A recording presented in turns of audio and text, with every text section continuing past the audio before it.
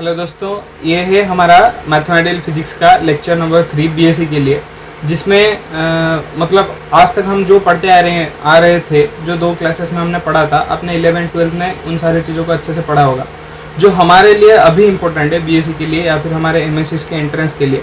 आज से मान लो वही सारे टॉपिक के ऊपर हम अच्छे से डिस्कस करेंगे। लास्ट वीडियो में हमने scalar triple product and vector triple product के बारे में पढ़ा था। आज के क्लासेस में उसकी ज़रूरत होगी, तो अगर आपने वो वाला वीडियो देखा नहीं है तो पहले वो वाला वीडियो देखो, उसके बाद ये वाला वीडियो देखोगे तो अच्छे से समझ में आएगा। तो चलो शुरू करते हैं आज का लेक्चर। ओके, सो अभी देखते हैं हम ये 3 चीजें आज कवर करेंगे। Coplanar vectors, linearly dependent and linearly independent vectors, ये तीनों आज हम कवर करने वाले हैं।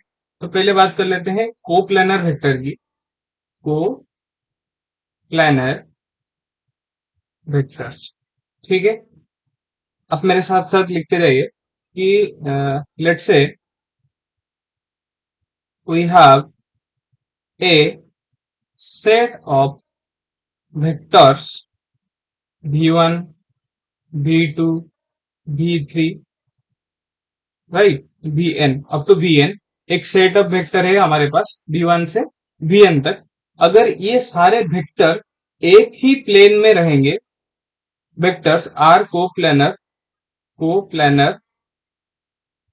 if all these vectors lies on same plane, ठीक है। अगर एक ही प्लेन में जितने सारे वेक्टर्स एक प्लेन में लाई करते हैं, हम उन सारे वेक्टर को कोप्लेनर वेक्टर बोलते हैं, ठीक है। आई थिंक आपने मेरे पहले वाले वीडियोस देख के आए होंगे, वो vector triple product and scalar triple product वाले वेक्टर में हमने वहां पे इसको भी बोला था। कैसे, देखो, इसको अगर हम मैथमेटिकली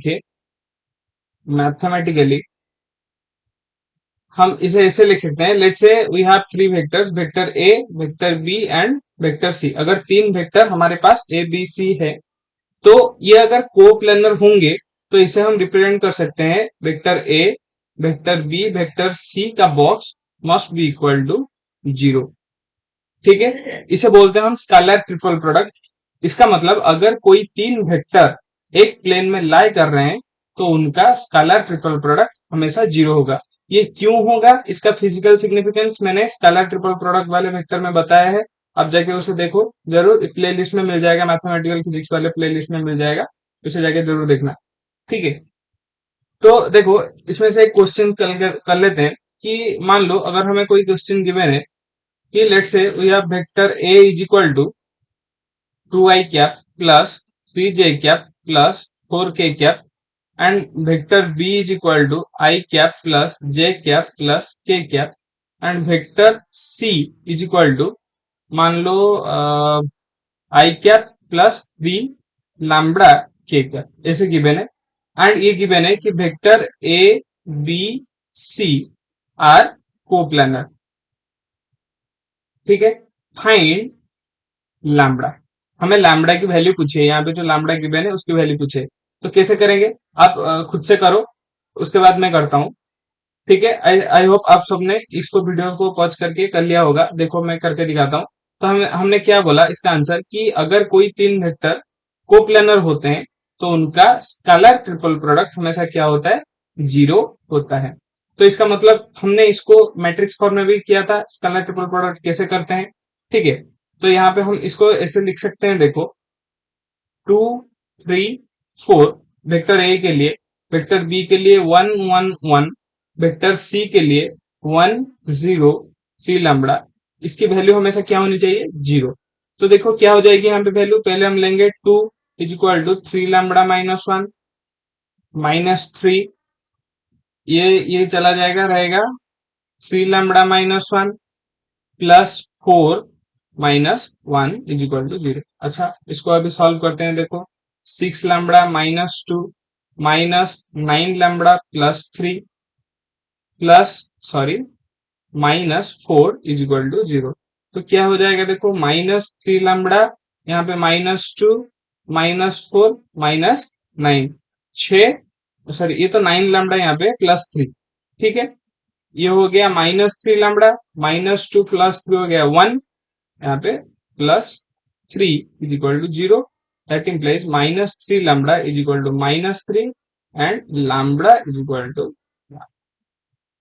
ठीक है। तो हमें लैम्बडा की वैल्यू क्या मिल गई, 1। तो हम ये बोल सकते हैं कि अगर लैम्बडा की वैल्यू यहाँ पे हम 1 पुट करते हैं तो ये तीनों वेक्टर्स क्या होंगे, कोप्लेनर होंगे, ठीक है। अभी आई थिंक आपको सबको कोप्लेनर वेक्टर समझ में आ गया होगा। अभी नेक्स्ट हेडिंग तो हमने यहाँ पे जो बताया था, linearly dependent and independent vector. तो पहले हेडिंग देते हैं लिनियरली डिपेंडेंट वेक्टर्स, ठीक है। तो लिनियरली डिपेंडेंट वेक्टर्स क्या होते हैं, द सेट ऑफ वेक्टर्स, मान लो v1 v2 v3 up to vn lies in Rn space must be linearly dependent। देखो, जो सारे एंट्रेंस के लिए प्रिपेयर कर रहे हो आप, आपके लिए ये थ्योरी इतना इंपॉर्टेंट नहीं है अभी, बस समझने के लिए जरूरी है। पर आप इसके साथ साथ ये नोट भी बनाते जाओ, आपके बोर्ड के लिए इंपॉर्टेंट है। पर जो इसी ईयर एग्जाम के लिए एग्जाम देने वाले हो या फिर कोई एमएससी एंट्रेंस के लिए एग्जाम देने वाले हो 2023 के लिए, उनके इतना नोट लिखने की जरूरत नहीं है। अब बस शर्ट में ये सारे नोट को लिखते जाओ एंड ये वीडियो को आप 1.5 करके प्ले करते जाओ, ताकि आपका टाइम ज्यादा सेव हो जाए एंड इजीली आप इन सारे चीजों को कवर कर सको, ठीक है। तो लिनियरली डिपेंडेंट कब होते हैं, when we can represent these vectors in the form of, ऐसे देखो हम लिख सकते हैं a1 v1 plus a2 v2 plus up to an vn vector is equal to 0। ऐसे हम लिख सकते हैं, अगर मतलब कि लिनियरली आड या सब्सट्रैक्ट करके लिख सकते हैं। एंड यहाँ पे sorry, a1 a2 a3 up to an, ये सारे क्या होंगे, कांस्टेंट, ये होगी इसकी condition. And all are not is equal to 0, ठीक है। इसका मतलब क्या हो, देखो अगर हम ये सारे वैल्यू को एक सिचुएशन में a1 a2 a3 इन सबको 0 ले जाए, तो वैसे भी तो ये इक्वेशन 0 हो जाएगा। तो ये वाले इक्वेशन को ये सेटिस्फाई नहीं करता। अगर हाँ मान लो a1 की कुछ अलग वैल्यू है एंड a2 अगर 0 है, ऐसे है, एक एक कोई वैल्यू 0 हो सकता है, पर एक साथ सारे वैल्यू 0 नहीं हो सकते। किसमें, जब लिनियरली डिपेंडेंसी हम चेक करते हैं किसी वेक्टर में, ठीक है। तो ऐसे रिप्रेजेंट करते हैं इसको। इजीली अगर हम समझना चाहें, मान लो अगर अगर हमारे पास कोई वेक्टर ए बी एंड सी, तीन वेक्टर कोई गिवन है, तो हम इसको ऐसे लिख सकते हैं, vector A is equal to alpha vector B plus gamma vector C, ठीक है। यहाँ पे क्या हुआ देखो, इसका मतलब हम ऐसे बोल सकते हैं कि कोई सेट ऑफ वेक्टर अगर हमारे पास गिवन है, तो किसी एक पर्टिकुलर वेक्टर को हम बाकी जो सारे वेक्टर्स उस सेट में हैं उनके लीनियर कॉम्बिनेशन में रिप्रेजेंट कर सकते हैं। मतलब कोई एक वेक्टर, यहाँ पे देखो वेक्टर ए हमने लिया, वेक्टर ए को इधर आप वेक्टर बी एंड सी के लिनियरली कॉम्बिनेशन, एडिशन या सब्ट्रैक्शन में हम इस फॉर्म में लिख सकते हैं अगर, तो हम इसे बोल सकते हैं कि A B C are linearly dependent vectors. I hope ये चीजें आपको अच्छे से समझ में आया होगा, राइट, ठीक है। एंड इसके साथ साथ ये और एक कंडीशन को भी सेटिस्फाई करता है कि अगर कोई तीन वेक्टर लिनियरली इंडिपेंडेंट है, इसको नोट बना के लिख लो आप, कि if any three vectors are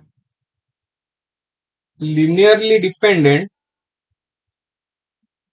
then इनका स्केलर ट्रिपल प्रोडक्ट भी क्या होगा, 0 होगा, ठीक है। अगर कोई तीन वेक्टर लिनियरली डिपेंडेंट हैं, तो उनका स्केलर ट्रिपल प्रोडक्ट क्या होगा, 0 होगा, ठीक है। अब हेडिंग दो linearly independent vector, linearly independent vectors. मैं बार बार बता रहा हूं, ये सारी चीजें बहुत इंपॉर्टेंट है आपके हायर स्टडी के लिए, ठीक है। तो ये सारे टर्म को आपको अच्छे से समझना होगा, ठीक है। तो लिनियरली इंडिपेंडेंट वेक्टर क्या होते हैं, देखो, when we can represent any vectors of a set, मान लो आर एन स्पेस में है, सेट क्या है, v1 vector, v2 vector, v3 vector up to vn vector, ऐसे कोई सेट में वेक्टर है, इसको हम कैसे रिप्रेजेंट नहीं कर सकते, जो लीनियर कॉम्बिनेशन मैंने बताया था a1 v1 plus a2 v2 plus a3 v3 up to an vn, sorry an vn is equal to zero, ये वाले कंडीशन को अगर सेटिस्फाई नहीं करता है, मतलब नॉट इक्वल टू जीरो होगा, ये जीरो कब होगा, जो वाला कंडीशन हमने वहां पे लिया था कि ये सारे टर्म्स अगर जीरो हो रहे हैं, A one A two A three ये सारे, अगर A one A two A three ये सारे ए एन अगर जीरो हो रहे हैं तभी जाके ये जीरो होगा, नहीं तो ये कभी जीरो नहीं होगा। ठीक है, समझ में आया क्या बोल रहा हूँ, फिर से देखो अच्छे से समझना, अगर ये सारे कंस्टेंट एक सिचुएशन में जीरो होते हैं तो ये पूरा टर्म जीरो होगा, नहीं तो ये कभी जीरो नहीं होगा, इसे हम बोलते हैं लिनियरली इंडिपेंडेंट वेक्टर। तो यहाँ पे ये कंडीशन भी सेटिस्फाई होता है कि अगर कोई तीन वेक्टर लिनियरली इंडिपेंडेंट है, मतलब डिपेंडेंट नहीं है, तो इनका scalar triple product A B C ये जीरो नहीं होगा। ठीक है, इसे बोलते हैं linearly dependent and independent vector.